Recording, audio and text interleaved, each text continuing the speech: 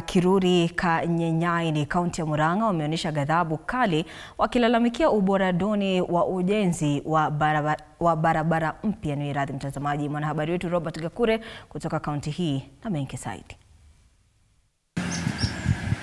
Wakazi wa Kiruri Kanyenyaini kaunti ya Murang'a wameonyesha ghadhabu kali wakilalamikia ubora wa ujenzi wa barabara mpya ya lami ambayo imeanza kuharibika muda mfupi tu baada ya kukamilika. Ni mpaka irudiwe tena ndio ifanywe kutoka mwanzo vile inatakikana mpaka mwisho, kwa sababu hata kwingine badala ya kuweka material mchanga wakikanyaga wanakuja wanamwaga hata mita moja. Watu wa bodaboda wanaanguka ovyo ovyo, manake ni kama chipping ilimwagwa hapa, sio lami iliwekwa. Ingawa wanashukuru kwa mradi wa barabara, wanahofia kuwa ubora wake ni duni na haitadumu kwa muda mrefu.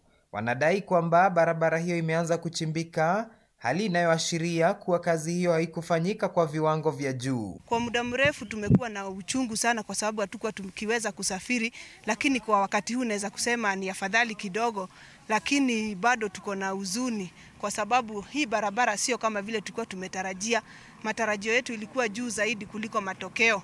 So ningejiomba kwa upande yoyote ama kwa njia yote ile ambaye alipewa kazi kama contractor, kwanza asimamishiwe malipo yake ikiwezekana. Viongozi wa eneo hilo wanataka mamlaka ya barabara kuu KENHA kusimamisha malipo kwa mwanakandarasi huyo hadi atakapofanya marekebisho na kuzingatia viwango vya ubora vinavyotakiwa. Na nimepata kutoka kwa KENHA, wamesema contractor wamekataa kuapprove hiyo barabara mpaka ifanywe to the standards. Sawa.